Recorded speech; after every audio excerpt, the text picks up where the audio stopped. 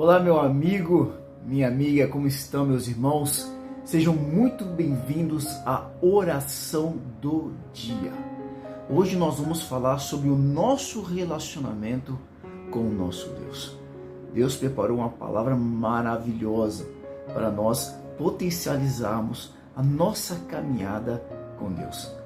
Antes de nós começarmos a ministração da palavra e a oração, porque nós vamos ter tudo isso, eu quero convidá-lo, você que está aqui pela primeira vez e que ainda não é inscrito no nosso canal, para que você faça a tua inscrição agora, para que ao fazer a tua inscrição você marque o sininho, deixe o teu joinha e o mais importante, esse é o motivo principal de eu estar aqui. Eu quero te convidar para que na parte de comentários, na parte inferior deste vídeo, você coloque aí os teus pedidos de oração. Meu nome é Leonardo Rabelo, eu sou pastor, eu quero estar orando por você, pela tua casa e pela tua família. Os teus pedidos também vão para um grupo de amigos que também são pastores, que também estarão orando por vocês. Amém? Vamos então à palavra de hoje. A palavra de hoje, ela está em Gênesis no capítulo de número 3, versículos de número 1 a número 10. Nós temos começado a deixar na descrição do vídeo o texto por completo. Fica às vezes muito longo para a gente ler aqui durante a ministração, mas a base do texto, a base da ministração é esse texto. Então nós vamos deixar aqui na descrição do vídeo, se você tiver tempo, se você tiver curiosidade, se você quiser, você leia depois todo esse texto do capítulo, do versículo 1 ao versículo de número 10 de Gênesis 3. Nós vamos focar aqui na essência da ministração daquilo que Deus tem para nós hoje, que começa no versículo de número 8. A gente vai ler então Gênesis 3, versículos de número 8 e versículo de número 9. Lembrando que em Gênesis 3, Adão e Eva, eles estavam vivenciando o quê? A desobediência. Deus havia dado uma direção para eles, Deus havia dito para não comerem do fruto da árvore do conhecimento do bem e do mal. Que eles poderiam comer de qualquer árvore do jardim, o jardim que ficava no Éden. Poderiam inclusive comer da árvore da vida, mas da árvore do conhecimento do bem e do mal, deste fruto não poderiam comer. E Deus havia dito para eles: porque se vocês comerem deste fruto, certamente morrereis. Mas o que eles fizeram? Seduzidos pela serpente, tanto Adão quanto Eva sucumbiram e comeram do fruto. E olha só a postura de Adão e a postura de Eva quando Deus vem procurá-los após a desobediência. Diz assim, no versículo de número 8: e eles ouviram a voz do Senhor Deus andando pelo jardim no frescor do dia. Você está entendendo isso? A Bíblia nos diz que todos os dias, na virada do dia, por isso que ele fala no frescor, ela é no entardecer, né? Que no frescor do dia, na virada do dia, Deus vinha e Deus conversava com Adão. Deus o ministrava, Deus o ensinava. E Deus, o que estava fazendo? Estava cumprindo a sua rotina. Deus estava mais uma vez ali para se relacionar com Adão, para ensinar coisas para Adão, para estar com Adão. Vamos voltar aqui ao texto. E eles ouviram a voz do Senhor Deus andando pelo jardim no frescor do dia. E Adão e sua mulher se esconderam da presença do Senhor Deus entre as árvores do jardim. O que eles fizeram? Se esconderam. Olha o versículo 9. E o Senhor Deus chamou a Adão e lhe disse: onde tu estás? O Deus que é onisciente. O que significa a palavra onisciência? Ou aquele que é onisciente? É aquele que sabe de todas as coisas. Tem um conhecimento sobre tudo. Tem informação de todas as coisas. É claro que Deus sabia onde Adão estava. Mas ele faz exatamente essa pergunta: onde tu estás. Vamos fazer uma pequena oração. Senhor meu Deus, eis-nos aqui teus filhos sedentos pela tua palavra e pela tua verdade. Neste dia nós te pedimos, fala conosco, ministra o nosso coração e o nosso espírito, em nome de Jesus. Amém. Adão, onde que você está? Eu tenho 4 filhos, né, irmãos? Educar filho é um grande desafio. Eu sempre tive uma consciência de que, por mais que eu tentasse acertar algumas coisas, em uns mais do que em outros, eu iria errar. E isso, de certa forma, me traz uma paz, porque eu não me exijo tanto. Outro dia eu conversava com uma parceira, uma amiga, e ela acabou de ter o primeiro filho dela com 39 anos. Foi algo muito bem planejado, e ela dizia assim, ela falava: Léo, é verdade o que dizem, nasce uma mãe, nasce uma culpa. O que é muito injusto, né? Aquilo que muitas vezes as mulheres fazem consigo mesmas, né? O que as mães fazem consigo mesmas, que é se culparem muitas vezes por tropeços, por erros. Porque ainda que a gente faça um curso sobre educação de filhos, a gente vai errar. Por quê? Porque é da natureza humana. Porque o erro faz parte de nós, faz parte da nossa natureza. O nosso privilégio é compreendermos através da nossa razão, através da nossa inteligência e muitas vezes através de um discernimento que Deus também pode nos dar, é de que nós erramos, então a gente se levanta, conserta e continua a caminhada. Mas eu preciso ter uma certeza, daqui a pouco eu vou errar de novo. É muito desafiador criar filhos. Agora, se culpar por errar no processo de educação, quando você está tentando e se esforçando para acertar, ao meu ver, é injusto. E eu, com 4 filhos, eu, graças a Deus, me dei ao direito de errar, né? Já me cobrei muito também. Mas eu entendi que nesse processo eu vou errar muitas vezes. Mas me dei também ao direito de recomeçar todas as vezes que eu erro. E é muito bom quando a gente tem a oportunidade de recomeçar no mesmo dia, né? O problema é quando a oportunidade de recomeçar só no dia seguinte. Às vezes pesa um pouquinho. Mas um dos meus filhos, o meu penúltimo filho, ele, de vez em quando ele faz algo errado e que ele tem consciência que fez errado, eu vou conversar com ele e ele tá na cara dele que ele sabe que errou. Tá na cara. E o que ele faz? Ele comumente faz, hoje que ele está com 10 anos, ele faz, eu não sei se você já ouviu essa terminologia, ele faz a cara de paisagem. O que é isso? Ele olha para o nada. Ele se desconecta da conversa, né? Como dizem, ele viaja na maionese. Ele não está ali mentalmente. Eu falo com ele, pergunto: você entendeu, meu filho? Ele fala sim. Aí eu pergunto: o que o papai falou? Aí ele para um pouquinho, me olha e fala: você pode falar de novo? Porque ele se desconectou ali. Quando ele era mais novinho, já aconteceu de, quando eu ia sentar para conversar com ele, ele fechar os olhos.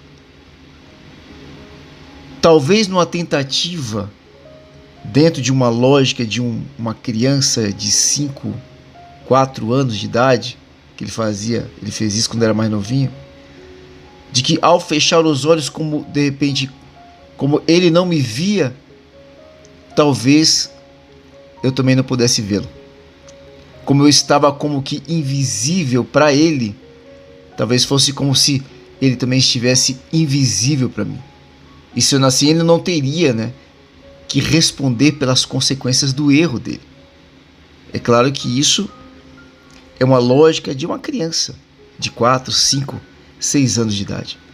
Assim como é de uma criança de 10 anos hoje, daqui a pouco ele vai entrar na pré-adolescência, mas ainda é uma criança, de quando ele faz a cara de imagem, ele se desconecta e não ouve, se desliga, como se isso fosse safar de alguma coisa. Como se isso o tornasse não mais responsável pelos atos que ele cometeu. E aí eu aprendi já, né? E aí eu parei de falar. E todas as vezes que eu preciso exortar, que eu preciso corrigir, que eu preciso disciplinar, eu aprendi a fazer perguntas. Então eu pergunto. E na pergunta ali ele não escapa mais. Agora, o que estava acontecendo com Adão? Com Adão estava acontecendo isso. Ele já sabia quem Deus era. Ele já sabia que Deus tinha ciência do erro dele. E estava exposto na cara de Adão o erro. Não tinha como esconder. Então, quando ele ouve Deus vindo, o que ele faz? Ele corre para trás das árvores, na expectativa de se safar, na expectativa de não ter que enfrentar o próprio erro, de mergulhar no esquecimento, de fazer como meu filho. Cara de paisagem. Agora, quando eu vou conversar com meu filho, e eu tenho que trazer uma corrigenda, tenho que discipliná-lo, é claro que o meu coração está alegre por estar ali com ele. É gostoso estar com meu filho. Eu amo meu filho.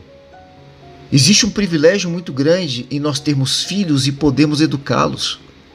Porque quem nos confiou esse processo de educação sendo falhos foi o próprio Deus. Muito antes do meu filho ser meu filho, ele é filho de Deus. Deus o confiou em mim sabendo das minhas falhas, das minhas dificuldades, dos meus desafios.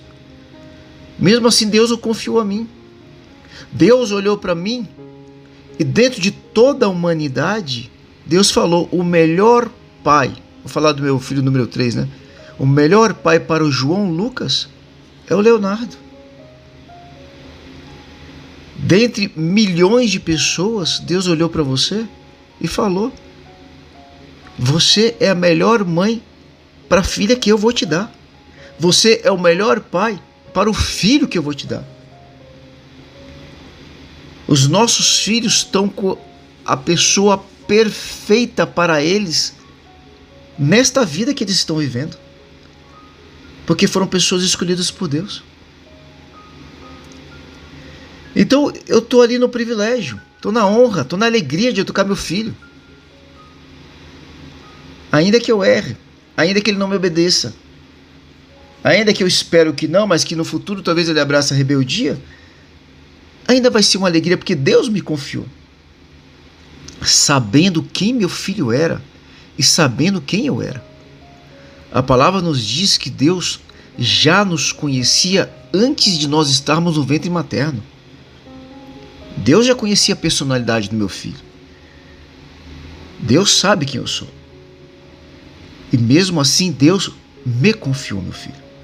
E Deus confiou os teus filhos a você. E confiou você, jovem. Você que ainda não é pai, adulto. Deus o confiou aos teus pais. Porque existe uma troca aí. Porque os filhos também ensinam muito aos seus pais. Na infância, na adolescência e na vida adulta. E às vezes nem ensina, não é com palavras, às vezes é com a própria vida. Que é o grande exemplo, né? Que é o grande educar, que é através do exemplo. Agora, quando eu estou com meu filho, é um barato, eu quero estar com ele. Eu não quero que agora ele fique de cara fechada para mim e não queira estar comigo.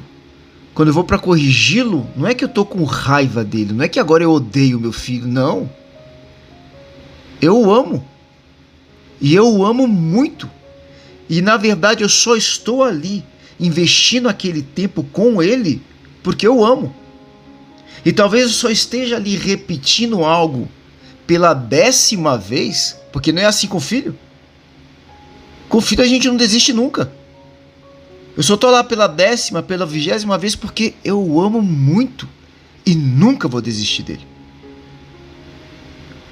Porque esse é o amor que Deus coloca em nós, pais e mães.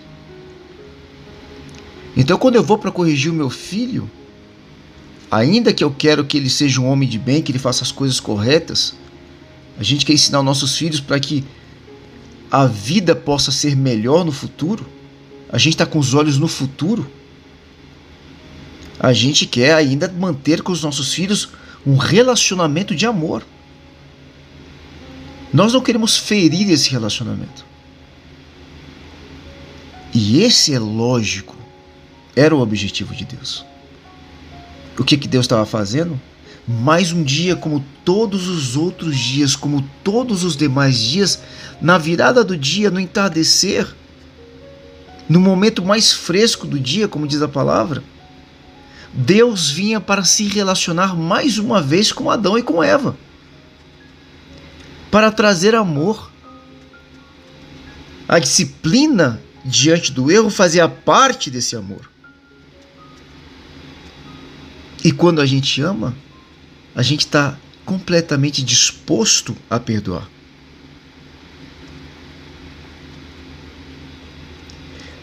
Adão e Eva haviam traído a confiança de Deus. Haviam desobedecido a Deus. Haviam desprezado aquilo que Deus havia dito. Haviam desprezado todos os dias de um processo de educação de Deus em relação à vida deles. Haviam desprezado tudo que Deus havia feito para eles, o mundo inteiro que Deus fez para eles. E percebendo o erro que haviam cometido, tanto Adão quanto Eva correram para se esconder de Deus. Um Deus que podia vê-los tão claramente quanto eu conseguia ver meu filho quando eu olhava para ele. Ele tinha 4 ou 5 anos e fechava os olhos na hora de uma advertência. Ou quando faz hoje cara de paisagem, quando eu estou falando sem fazer perguntas.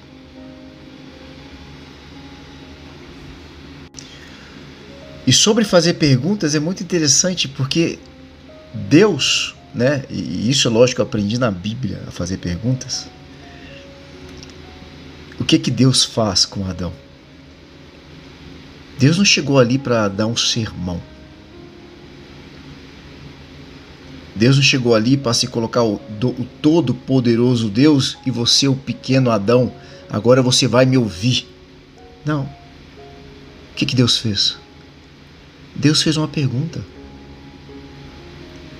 O Deus que é onisciente e onipresente, porque quando eles pecaram, Deus estava lá.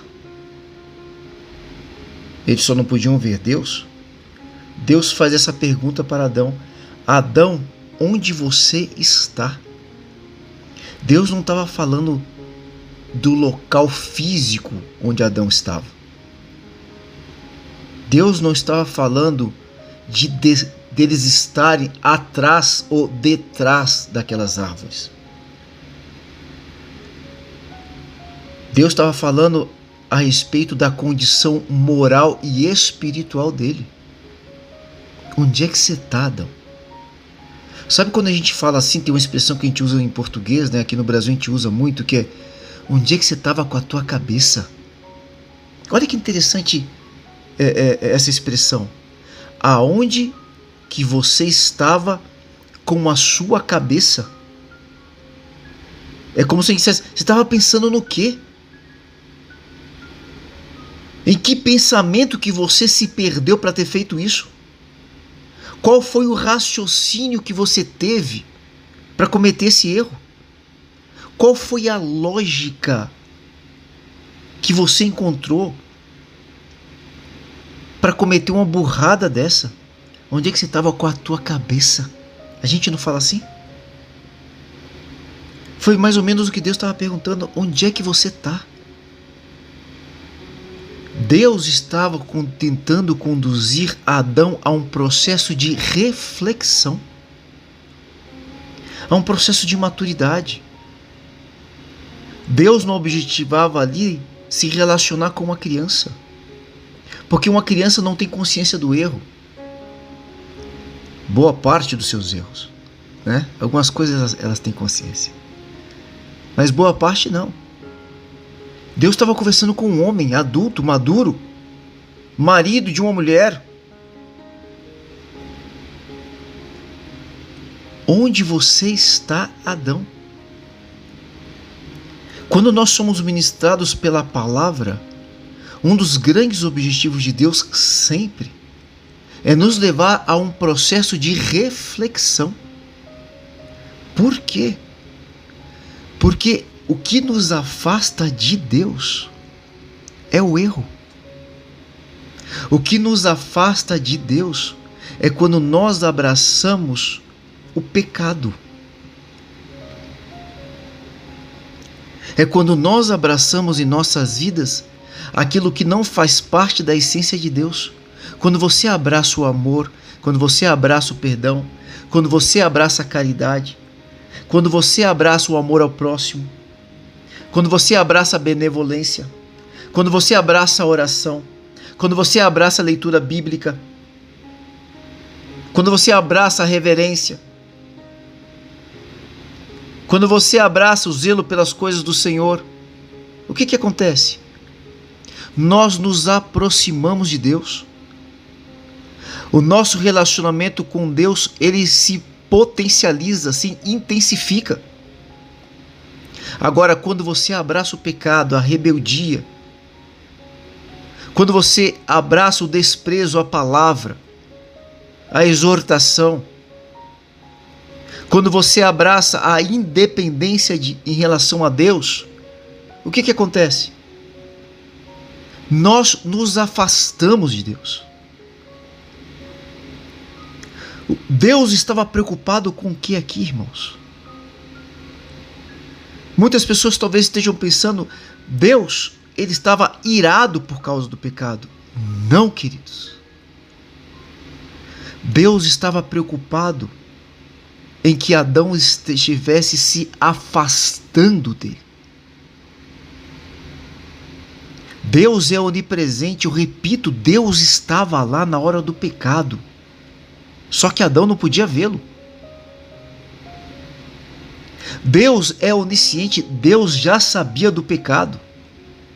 Deus poderia ter ido, de repente, aparecido do nada, segundos antes de Adão colocar o fruto na boca, já com o fruto na mão, caminhando com o fruto próximo aos seus lábios. Deus poderia ter aparecido e falado, Adão, não faça isso.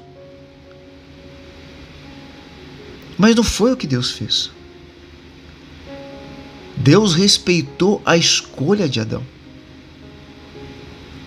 E agora Deus não estava ali para afastá-lo mais ainda, para afastar mais ainda Adão dele. Não. Deus o estava chamando à reflexão. Para que Adão não se perdesse na sua própria vontade, no seu próprio conhecimento e se afastasse de Deus. Porque aquilo que cumpria Deus, Deus estava fazendo novamente naquele dia, na virada do dia. Eis-me aqui para me relacionar com meu filho. Como é bom estar aqui contigo, meu filho. Só que hoje a gente precisa bater um papo sobre o teu erro. Você fez algo errado. Vamos começar a conversar sobre isso, porque existem consequências por aquilo que você fez. Não adianta fechar os olhos. Não adianta se colocar aqui com cara de paisagem. Não adianta se esconder atrás das árvores. Não adianta fingir que nada aconteceu, porque aconteceu. Porque você fez. Porque você tropeçou. Porque você errou. Porque você sabia que não era para fazer, mas mesmo assim você fez. Sabia que não era para tocar, mas tocou. Sabia que não era para olhar, mas olhou. Sabia que não era para se relacionar, mas preferiu se relacionar. Vamos conversar sobre isso. A postura de Deus foi de proximidade. Se você for ler mais à frente, você vai ver que Adão imediatamente busca um culpado. Aliás, ele encontrou dois. Adão encontrou dois culpados. Sua esposa Eva, porque ele fala, Deus, a mulher que o Senhor me deu, ela que trouxe a fruta para mim, me deu e eu comi. Dois culpados aí, não foi? O primeiro culpado foi o próprio Deus. Você que me deu essa mulher aí. Foi a mulher que o Senhor me deu. E o segundo culpado quem foi? Eva.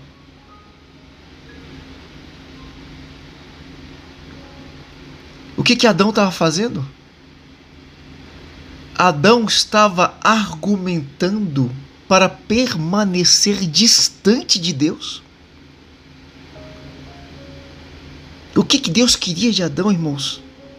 O que um Deus de amor quer? Deus queria se manter em relacionamento com Adão. É muito evidente se você ler as Escrituras, se você for ler a palavra, se você compreender que Deus deu o seu próprio Filho por amor de nós, entregou nesse mundo para nos habilitar ao perdão, que tudo que Deus queria era perdoar Adão. Mas como perdoar alguém que não estava disposto a pedir perdão? Como perdoar alguém que não se arrependeu?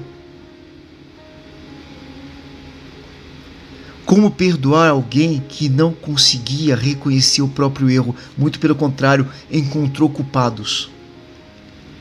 Trouxe justificativas para o seu erro. A expectativa de Deus era que Adão viesse e dissesse: Deus, eu errei. Quando que nós vamos ter maturidade para nos voltarmos para Deus e dizermos: eu errei? Para nos voltarmos para os nossos filhos como pais, dizermos muitas vezes: filho, me perdoa porque eu errei. Um dia eu estava conversando com um pastor amigo. Ele trabalha no Ministério Interdenominacional. Esse ministério, eles trabalham em todo o mundo, tem um trabalho fantástico. Eles atuam dentro de várias igrejas. E um dos trabalhos que eles fazem é sobre educação de filhos. E um dia ele falou assim para mim: olha, quando você tiver coragem, quando você for homem de verdade, senta com teu filho e pergunta para ele o que ele não gosta em você. E ouve, senta, olha para ele, fica calado e ouve. É o pedir feedback, né, querido? Pedir feedback pro teu filho. Filho, o que você não gosta no papai? Tem que ter muita coragem. Não é verdade? Agora, por que esse pastor amigo me deu essa direção? Para que eu pudesse manter os meus filhos perto de mim. Não é para eu simplesmente fazer a vontade do meu filho, não. É para eu ter uma percepção da paternidade através dos olhos dos meus filhos. É para mantê-los perto. É para mantê-los ali comigo. O mesmo acontece quando eu tenho coragem de reconhecer os meus erros para o meu cônjuge, para um irmão, para os meus pais, para um colega de trabalho, para um cliente. Nós aprendemos, e faz parte da nossa cultura, darmos desculpas, inventarmos algo. Deus queria com certeza que Adão se voltasse para ele, corresse, se prostrasse e dissesse: por favor, me perdoa. Por favor, me perdoa.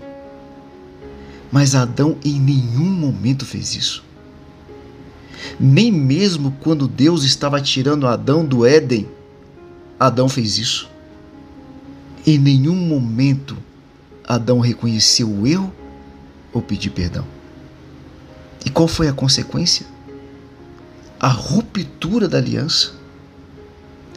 O afastamento de Deus. E essa palavra de hoje, querido, vem exatamente a nós com o objetivo de evitarmos isso. Um distanciamento teu, um distanciamento meu em relação a Deus. O apóstolo Paulo, ele nos orienta da seguinte forma, ele diz: avalie-se, pois, o homem a si mesmo. Ele está falando sobre se observar, se olhar, voltar-se para dentro. E se há pecado, se há erros, se há tropeços, Se eu tenho permanecido no caminho dos pecadores, buscar arrependimento e entregar o meu pecado, o meu erro, o meu tropeço a Deus. E dizer: Deus, eu errei, por favor, me perdoa, mas não me tira da tua presença. Não cessa de falar comigo. Não deixa de vir até mim na virada do dia, no momento mais fresco do dia, no entardecer.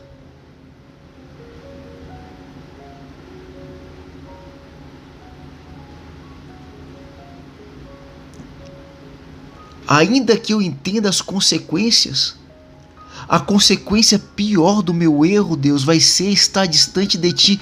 Por isso, por favor, me perdoa. E Deus tem perdão para nós, porque o nosso Deus é um Deus de amor. E quando nós nos abrimos ao arrependimento e confessamos os nossos erros, não é que nós estaremos livres das consequências. Não. Talvez nós venhamos a responder até de forma dura por aquilo que nós fizemos. Mas ao nos arrependermos e ao pedirmos perdão, nós não sofremos a maior de todas as consequências. Qual que é, meu irmão? Qual que é, querida? A maior de todas as consequências é ficarmos distantes de Deus. Não sentirmos mais a Deus. Perdemos o prazer na palavra de Deus. Deixarmos de ouvir a voz de Deus. Deixarmos de sentir a paz de Deus em nós. Não temos mais discernimento do Espírito de Deus. Essa é a pior de todas as consequências. E o pedir perdão, reconhecer o erro, nos arrependermos, vai garantir com que essa consequência não nos atinja. Essa ministração de hoje vem com o objetivo de nos mantermos próximos a Deus. Amém? Não vem com o objetivo de te culpar. Muito pelo contrário. Satanás, o diabo, como a Bíblia o chama, ele também é chamado na Bíblia de o acusador do mundo inteiro. A Bíblia diz que ele nos acusa de dia e de noite, o tempo inteiro. Ele é o grande acusador.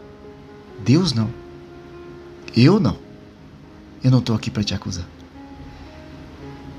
Eu estou aqui hoje, como ministro do Senhor, para te perguntar aonde você está. E eu estou sendo ministrado aqui agora porque a palavra também pergunta para mim: Léo, aonde você está? E eu posso, como muitos fazem, dar com os ombros. Eu posso fazer com o meu filho, que é uma criança, fazer cara de paisagem.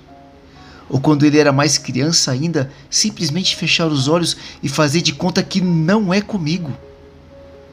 Ou eu posso ser maduro e sem culpa, sem acusação, mas como alguém que valoriza o relacionamento com Deus, me perguntar: e aí? Onde é que eu estou? Como é que está a minha vida? Quais têm sido os meus pensamentos? Quais são os tipos de palavra que habitam os meus lábios, que saem do meu coração através da minha língua? Quais são as atitudes que eu tenho permitido acontecer através de mim? Quais relacionamentos que eu tenho suprido ao meu redor? O que eu tenho feito com a minha vida? O que eu tenho feito com aqueles a quem Deus me confiou? Meus filhos, meu cônjuge, meus colegas de trabalho, meus vizinhos. Aonde eu estou? E se eu encontrar algo errado, voltar para Deus. Correr para Ele. E falar: Deus, eis-me aqui. Eu quero ficar perto. Eu quero estar junto. Eu quero que você adentre na minha casa, ceie comigo e fique comigo todos os dias, porque eu preciso de ti, Pai. Eu não quero independência. Eu quero depender de Ti, da Tua palavra, da Tua verdade, de Tu que és a própria vida, Pai.